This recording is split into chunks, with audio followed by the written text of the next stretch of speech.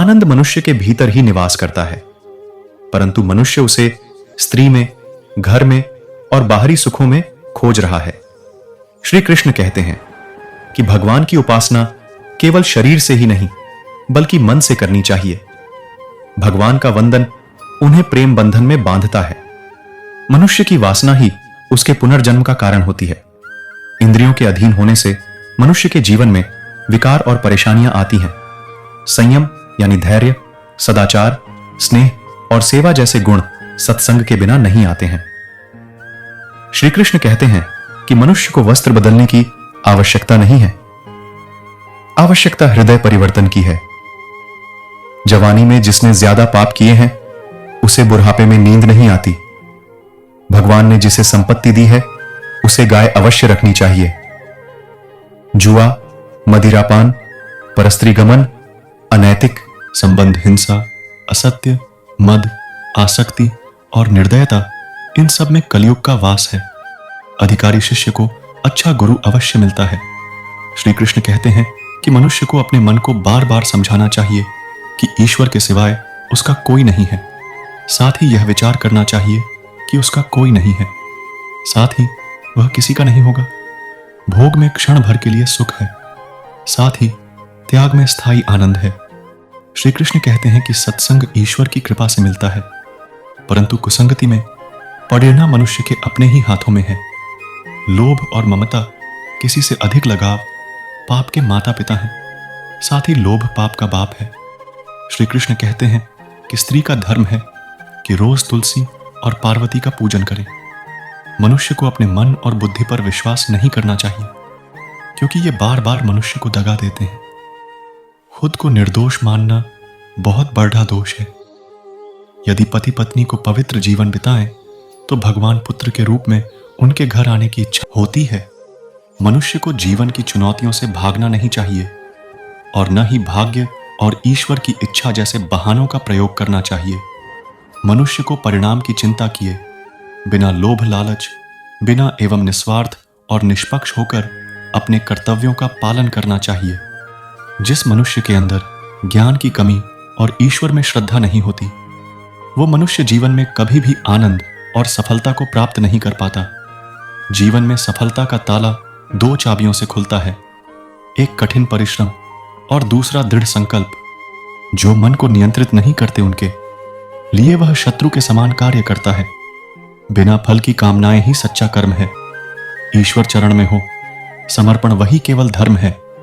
मन अशांत है और उसे नियंत्रित करना कठिन है, लेकिन अभ्यास से इसे वश में किया जा सकता है। प्रत्येक बुद्धिमान व्यक्ति को क्रोध और लोभ त्याग देना चाहिए, क्योंकि इससे आत्मा का पतन होता है। जो लोग हृदय को नियंत्रित नहीं करते हैं उनके लिए वह शत्रु के समान काम करता है। व्यक्ति को आत्मज्ञान के माध्यम से संदेह रूपी अज्ञानता को समाप्त करना चाहिए। सत्य कभी दावा नहीं करता कि मैं सत्य हूं, लेकिन झूठ हमेशा दावा करता है कि सिर्फ मैं ही सत्य हूं। माफ करना और शांत रहना सीखिए, ऐसी ताकत बन जाओगे कि पहाड़ भी रास्ता देंगे। व्यक्ति को अपनी इंद्रियों को वश में रखने के लिए बुद्धि और मन को नियंत्रित रखना होगा।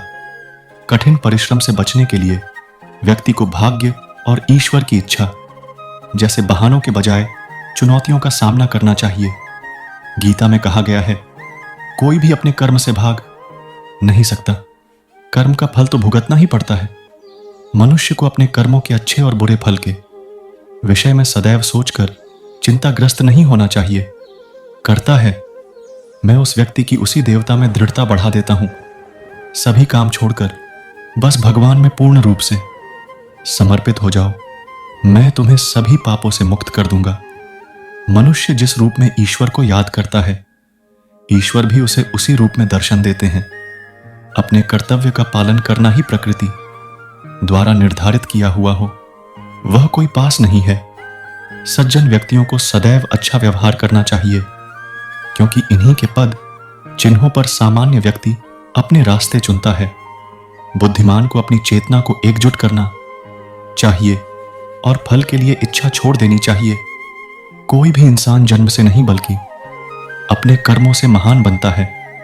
जब इंसान अपने काम में आनंद खोज लेते हैं तब वे पूर्णता प्राप्त करते हैं।